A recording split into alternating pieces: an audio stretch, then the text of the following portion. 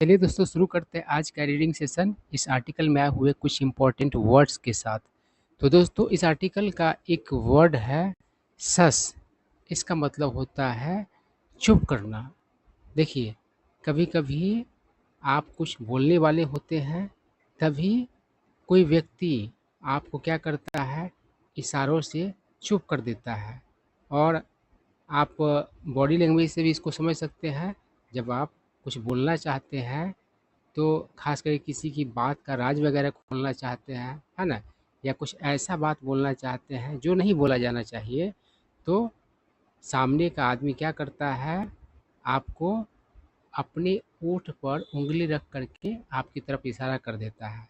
मतलब कि आपको सस कर देता है, मतलब कि आपको चुप कर देता है। ठीक है, तो सस करना क्या होता है आप लोग अच्छे तरीके से समझ गए होंगे। उसके बाद है ग्लेयर। इसका मतलब होता है गुस्से से देखना।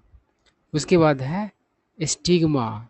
इसका अर्थ होता है कलंक, धब्बा। उसके बाद है ट्रिवियलाइज। इसका मतलब होता है कम महत्वपूर्ण समझना या फिर गंभीर नहीं मानना।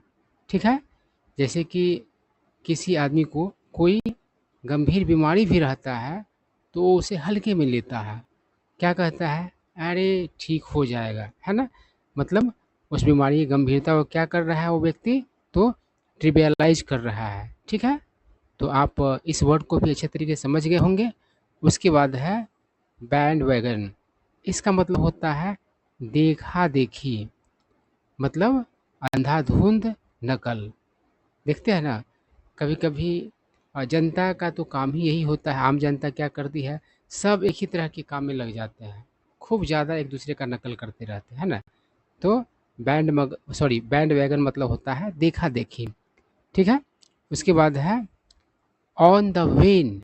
इसका मतलब होता है डिक्लाइन पर, मतलब कि आ, ह्रास पर, मतलब कि नीचे गिरता हुआ, है ना। ठीक है, कोई चीज़ ऑन द वेन है तो उसमें किस चीज़ का मतलब कि आपको लक्षण दिखेगा, तो उसके नीचे गिरने का लक्षण दिखेगा, है ना।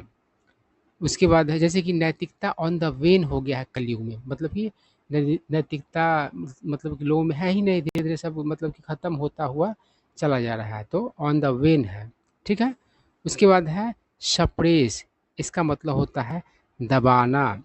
ठीक है, और जो आदमी अपने एंगर को, अपने गुस्सा को सप्रेस करना जानता है, वह बहुत सारी मुश्किलों से बच जाता है और बहुत ही ज़्यादा कामयाब होता है। ठीक है, उसके बाद है अनटैंगल। इसका मतलब होता है सुलझाना, है ना। और टैंगल मतलब क्या हो जाएगा, उलझाना। ठीक है, तो जब आप कंघी करते हैं अपने बालों को, तो क्या करते हैं, अपने बालों को अनटैंगल करते हैं, है ना। बहुत सारा सेंस है, मतलब कि बहुत सॉरी, ये जो सेंस है सुलझाने का, वह कई तरीके से आप यूज कर सकते हैं। कई चीज़ों के बारे में आप अनटैंगल का प्रयोग कर सकते हैं। जैसे कि कोई चीज़ रहता है तार वगैरह, तो पूरा उलझा हुआ रहता है, तो उसको भी आप क्या करते हैं, अनटैंगल करते हैं। ठीक है, तो इसका यूज डेली लाइफ में मतलब कि बहुत किया जा सकता है, बहुत ही काम का वर्ड है। उसके बाद है एंगल। देखिए, एंगल का मतलब तो कोण होता है ना। तो ये बात तो आप लोग अच्छे तरीके से जानते हैं।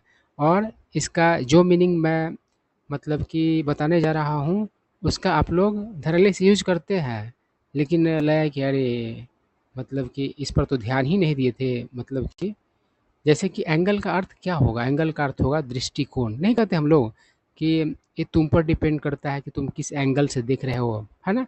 तो एंगल का अर्थ क्या होगा, दृष्टिकोण होगा। ठीक है, उसके बाद है जोन आउट। जोन आउट का अर्थ होता है सोने जाना या फिर बेहोश होना, है ना, या फिर अटेंशन हटाना। ठीक है, अटेंशन मतलब कि अपना ध्यान हटाना, है ना। अब आर्टिकल जब हम लोग पढ़ेंगे तो ये सारे वर्ड्स आएंगे और वहाँ पर आपको और ज़्यादा क्लियर हो जाएगा। तो चलिए शुरू करते हैं। तो क्या कह रहा है, एज अ यंग गर्ल, मतलब कि एक अ, जवान लड़की के तौर पर, एक जवान लड़की के नाते। आई नू मतलब मैं जानती थी, ठीक है, सिंपल पास्ट में है verb. The words tired and stressed, मतलब कि शब्दों को, किन शब्दों की बात है, तो टायर्ड शब्द और स्ट्रेस शब्द को, है ना, मतलब इन दो शब्दों को मैं जानती थी एक जवान लड़की के तौर पर, ठीक है। बट हैड नेबर हर्ड, लेकिन कभी नहीं सुनी हुई थी। देम, मतलब कि उन इन वर्ड्स को, टायर्ड को और स्ट्रेस्ड को, यूज्ड इन माई फैमिली, मतलब कि मेरे परिवार में यूज होता हुआ, यूज किया जाता हुआ, और सर्कल ऑफ फ्रेंड्स, या फिर अपने दोस्तों के सर्कल में, है ना। आई क्या कर रहा है, द फर्स्ट टाइम, पहली बार, I heard my sister's father in law ask her when she returned home from work. तो क्या कर रहा है कि पहली बार मैंने सुना अ, मेरे बहन के ससुर को पूछते हुए उससे, जब वह वापस आई घर काम से, है ना। क्या पूछा गया उसके ससुर के द्वारा उसकी बहन से, तो कह रहा है कि आर यू टायर्ड, क्या तुम थकी हो। आई वॉन्डर्ड, वॉन्डर मतलब होता है आश्चर्य करना या फिर सोच विचार करना, तो मैंने आश्चर्य किया। इफ सी वर इल, कि क्या वह बीमार थी, है ना। अब देखिए, सी है तो इसके साथ वाज का प्रयोग होना चाहिए था, लेकिन वर का प्रयोग किया गया है ना, सिंगुलर वर्ब का प्रयोग नहीं करके प्लूरल वर्ब का प्रयोग किया है ना। तो जो काल्पनिक मतलब की बात होता है तो वहाँ पर क्या होता है, वाज का प्रयोग नहीं करके वर का प्रयोग होता है, चाहे यहाँ पर आई भी रहता फिर भी वर का ही प्रयोग होता है। एक स्पेशल रूल है ग्रामर का, आप लोग इसको जानते होंगे, है ना। चलिए, आई क्या कर रहा है, why should see feel tired, वह थकी हुई महसूस क्यों करे, है ना। देखिए, शुड का अर्थ यहाँ पर क्या है, जैसे कि why should I help you, मैं तुम्हारी मदद क्यों करूँ, तो उस तरीके का यहाँ पर सेंस है। क्या कर, आई आस्क्ड हर, मैंने उससे पूछा, एंड सी जस्ट सस्ट मी, और उसने मुझे बस चुप कर दी, विथ हर साई स्माइल, मतलब एक शर्मीली मुस्कुराहट से। आई क्या करा, आई देन, तब मैं, रियलाइज मतलब कि महसूस की, है ना, लड़की की स्टोरी मतलब कि बताने का काम कर रही है, इसलिए मतलब जेंडर हम लोगों को इस तरीके से हिंदी के सेंटेंस में प्रयोग करना है। हम लोग क्या बोलेंगे, आई देन रियलाइज, मतलब कि तब मैंने महसूस किया, मैं महसूस की, है ना, डैट की this was her new families way of expressing concern, यानी कि यह, यानी कि उसके ससुर के द्वारा पूछा जाना कि क्या तुम थकी हो, यह बात उसके नए परिवार का मतलब कि अ, ये क्या कहते हैं, फ़िक्र ज़ाहिर करने का, है ना। एक्सप्रेस कंसर्न मतलब फ़िक्र, मतलब कि दिखाना, फ़िक्र दिखाने का मतलब कि तरीका था। ठीक, क्या कह रहा है, एंड अफेक्शन मतलब कि फ़िक्र और स्नेह दिखाने का तरीका था। For their daughter in law, मतलब अपने पुतोह के प्रति। ठीक है, आगे देखिए क्या कह रहा है, आई न्यू, मैं जानती थी, if I had said to my mother, यदि मैं अपनी माँ से कही हुई होती, डैड वह, I was tired, dad I was tired, कि यहाँ पर वह बुला गया, वह नहीं, डैड मतलब कि मैं थकी, मतलब कि हूँ, है ना। देखिए, हूँ कह रहा, वाज लगा हुआ है फिर भी हूँ क्यों बोल रहा है, तो यहाँ पर ही सिंपल पास्ट में ही बात हुआ है, इसलिए यहाँ पर हूँ कहने से ही उचित लगेगा सेंटेंस, मतलब कि सुलझा हुआ रहेगा। और कहेंगे कि मैं जानती थी कि यदि मैं कही हुई होती अपनी माँ से कि मैं बीमार थी, है ना, तो अच्छा, मैं सॉरी मतलब थकी थी, तो सेंटेंस हिंदी का सूटेबल नहीं लग रहा है, ढंग का नहीं लग रहा है, इसलिए वाज लगा हुआ ऐसे मतलब नहीं है, यहाँ पर पहले ही पास्ट का प्रयोग कर दिया गया हुआ है, और कुछ पार्ट हम लोग पास्ट में बोले हिंदी में भी, तो यहाँ पर हूँ कहने पर ज़्यादा अच्छा लगता है ना। बाकी बात पास्ट का ही है, ठीक है ना। तो क्या है, कुल मिलाकर के इसको अच्छे तरीके से देख लीजिए, क्या कहा, आई न्यू मतलब मैं जानती थी, if I had said to my mother, यदि मैं अपने माँ को कही हुई होती, डैड कि आई वॉज टायर्ड, कि मैं थकी हूँ, she would have glared at me, तो वह मुझ पर गुस्से से देखी होती, एंड ऑर्डर्ड और आदेश दी हुई होती, मी मुझे, टू फिनिश माई होमवर्क, मतलब मेरे काम होमवर्क को ख़त्म करने के लिए। नो अफेक्शनेट क्लकिंग हेयर, मतलब कि वहाँ मतलब कि माँ के मतलब कि सामने की बात है ना। वहाँ किसी भी तरह का मतलब का अफेक्शनेट क्लकिंग का बात ही नहीं था, है ना।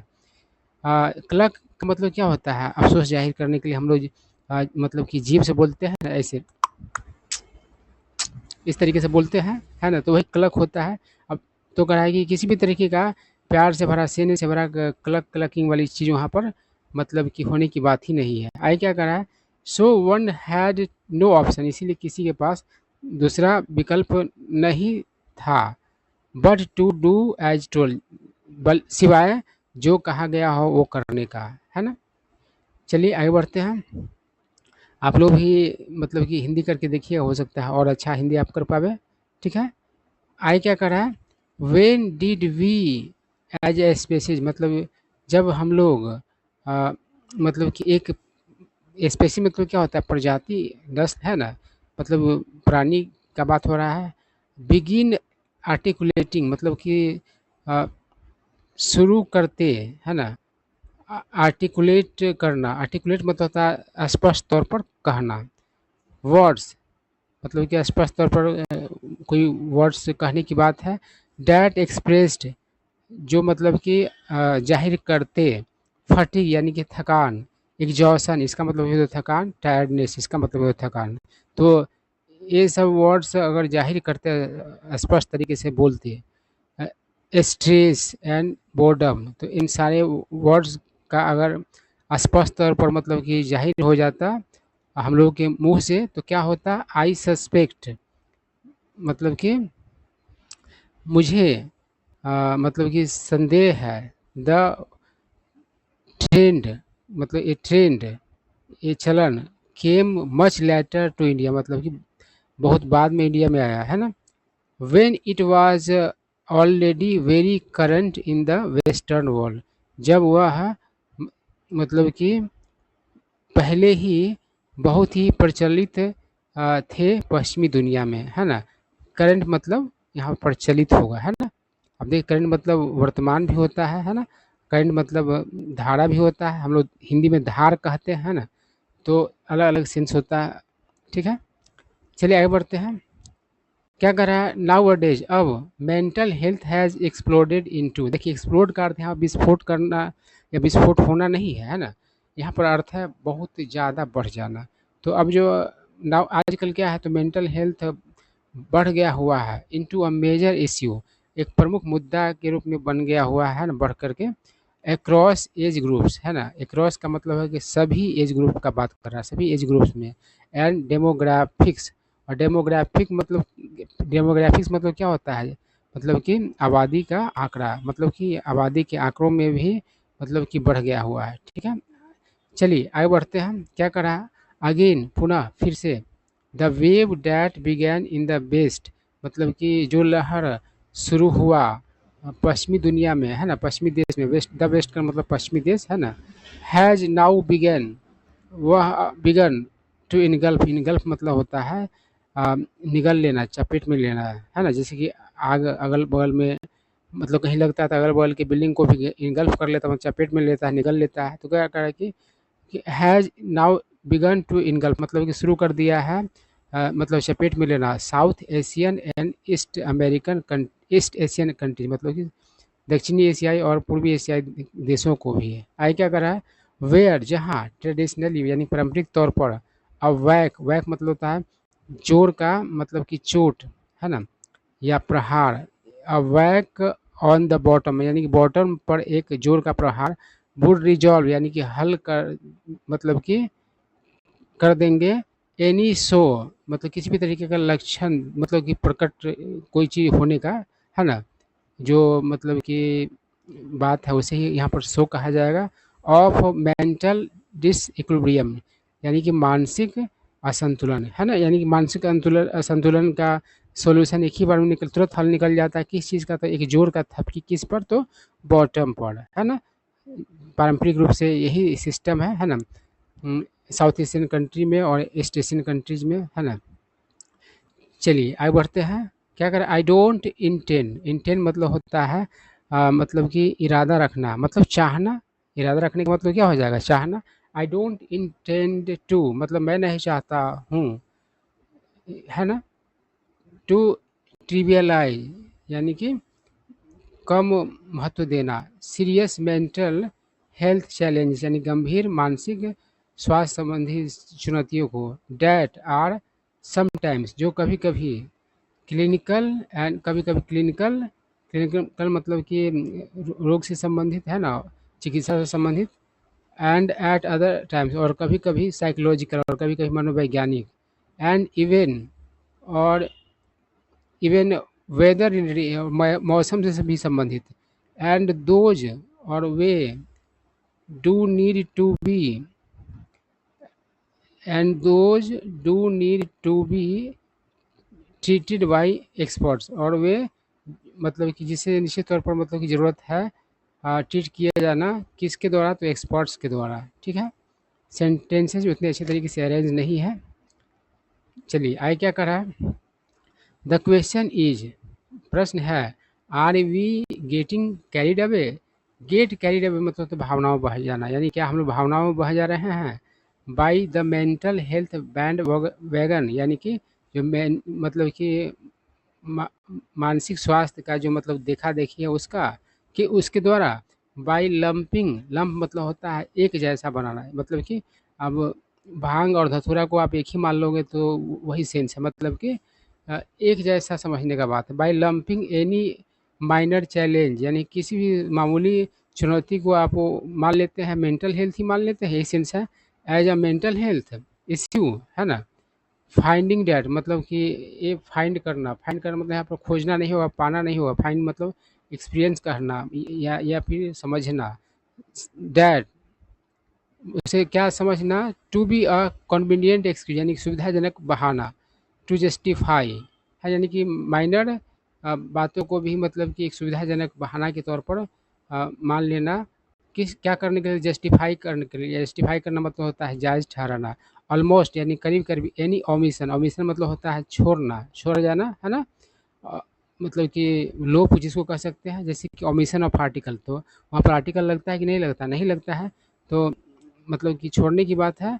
एंड और कमीशन, और ओमिशन का उल्टा क्या हो जाएगा, कमीशन हो जाएगा। कमीशन मतलब शामिल करने की बात है, मतलब कि कोई भी चीज़ को मतलब कि करीब करीब सभी चीज़, किसी भी चीज़ को मतलब कि छोड़ने या शामिल अपनाने को जस्टिफाई करने के लिए क्या करते हैं, तो एक सुविधाजनक बहाना मान लेते हैं एक माइनर चैलेंजेस को भी, किस तौर पर, तो मेंटल हेल्थ इश्यू के तौर पर, यही सेंस है।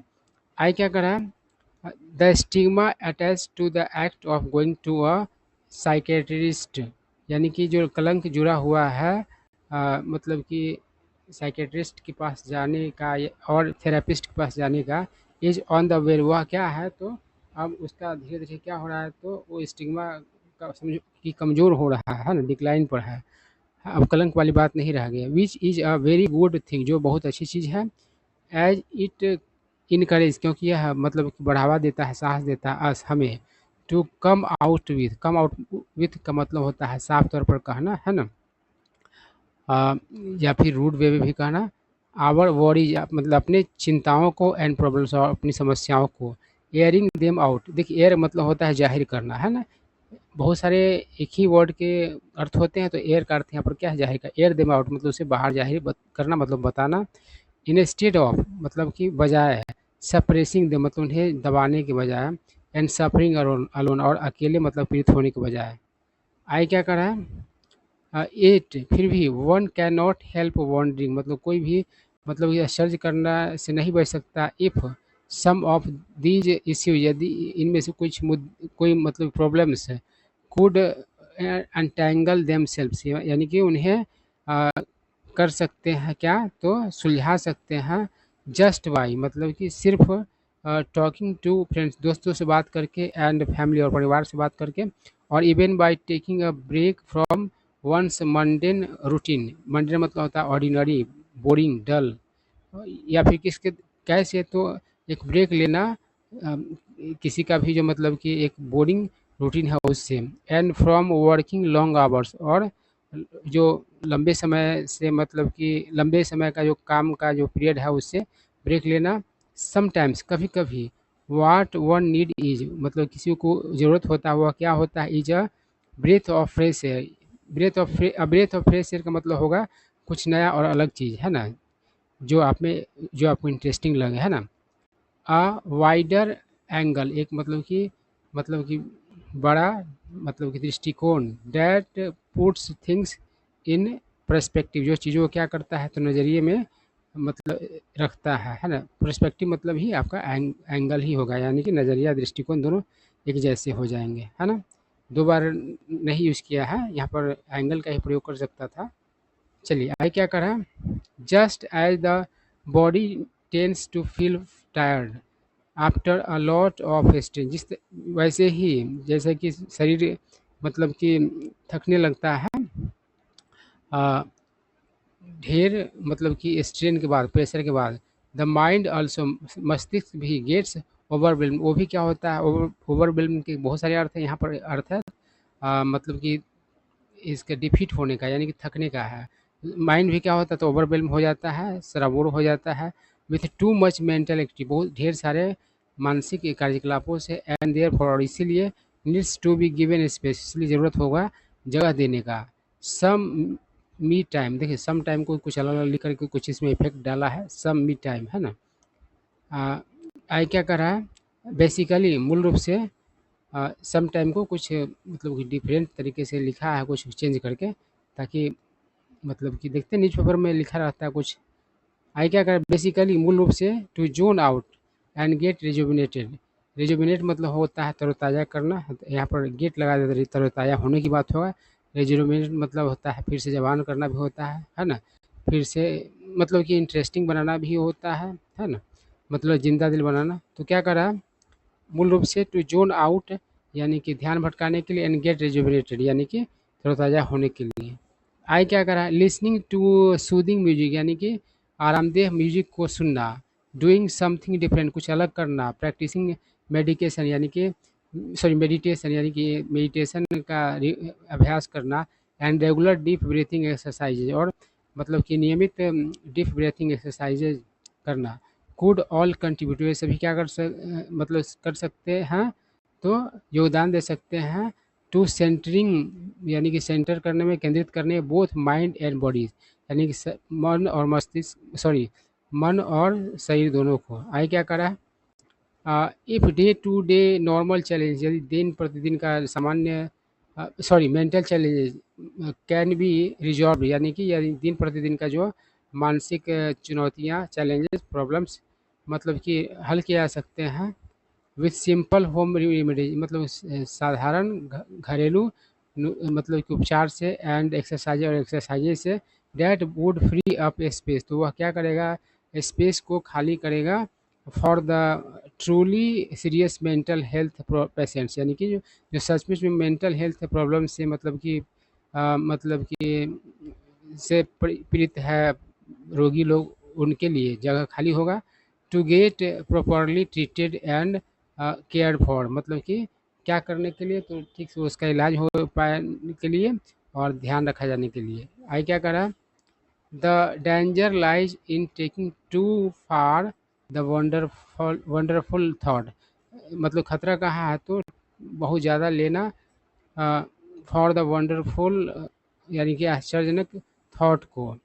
इट्स ओके है ना, टू नॉट बी ओके यानी कि ओके है ओके नहीं होना, पार्ट ऑफ द आंसर यानी कि जो आंसर का जवाब लाइज मतलब कि निहित है, नॉट इन सफरिंग यानी कि पीड़ित होने में, इन साइलेंस यानी चुप्पी से चुप्पी धारण करके मतलब कि सहने में मतलब कि नहीं है, बट इन शेयरिंग लेकिन साझा करने में, योर थॉट्स अपने थॉट्स को, एंड फियर्स अपने भय को, विथ पीपल लोगों के साथ, यू आर क्लोज जिसके आप करीब हो, है ना। एंड इफ़ यू थिंक यदि आपको लगता है, you need to consult a professional मतलब किसी प्रोफेशनल को कंसल्ट करने का, डू गो फॉर इट, तो एक मतलब कि इस इसका ये काम आप करो, यही सेंस है, यानी कि इसका मतलब कि इस पर आप अमल करो, इसके लिए आप जाओ, इसके लिए आप तैयार हो, यही सेंस है ना। गो फॉर का वैसे बहुत सारा अर्थ है, गो फॉर मतलब फेवर करना भी होता है ना। गो अगेंस्ट मतलब विरुद्ध जाना, गो फॉर मतलब किसी के पक्ष में जाना है ना? तो ये भी अर्थ होता है। तो ये आर्टिकल था, थोड़ा डिफ़िकल्ट था, लेकिन आपको कुछ न्यू वर्ड सीखने को मिले होंगे और कुछ जानकारियाँ मिली होगी।